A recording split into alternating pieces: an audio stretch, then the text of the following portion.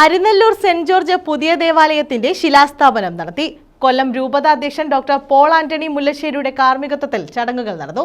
നൂറ്റാണ്ടുകൾ പഴക്കമുള്ളതാണ് Arinelloor saint George ദേവാലയം. നൂറ്റാണ്ടുകൾ പഴക്കമുള്ള അരിനെല്ലൂർ സെന്റ് ജോർജ് ദേവാലയം പുതുക്കി നിർമ്മിക്കുന്നു. ദേവാലയത്തിന്റെ ശിലാസ്ഥാപനം കൊല്ലം രൂപത അധ്യക്ഷൻ ഡോക്ടർ പോൾ ആന്റണി മുല്ലശ്ശേരി നിർവഹിച്ചു. ഇവിടെയാണ് കർത്താവിനുള്ള ദേവാലയത്തിൻ്റെ ആദ്യത്തെ കല്ല് നാം ഇപ്പോൾ സ്ഥാപിക്കുന്നത്. ഈ കല്ല് സ്ഥാപിക്കുമ്പോൾ എത്രയോ പേരുടെ ചിരകാല അഭിലാഷമായിരുന്നു ഇത് എന്ന് നമുക്ക് ഓർക്കാം. ചിലരൊക്കെ മൺമറഞ്ഞു പോയവരുണ്ട്.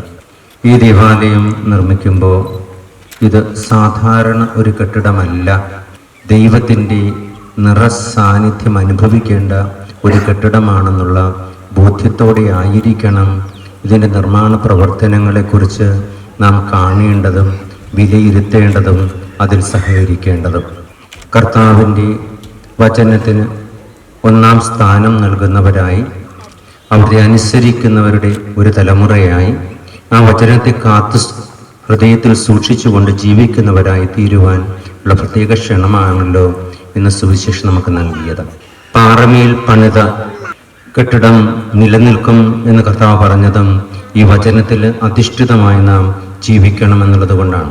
വചനം മാംസമായി മറിയത്തിൻ്റെ ഉദരത്തിൽ നമുക്ക് രക്ഷകനായി അവിടുന്ന് ഉണ്ണി യേശുവായി പിറന്നതും, അവിടുന്ന് നസ്രത്തിൽ വളർന്നതും, അവിടുത്തെ സ്വന്തം ശരീരത്തെ അവിടുന്ന് ജെറുസലേം ദേവാലയത്തിനോട് ഉപമിച്ചതുമൊക്കെ നമ്മുടെ ഓർമ്മയിലുണ്ടാവും.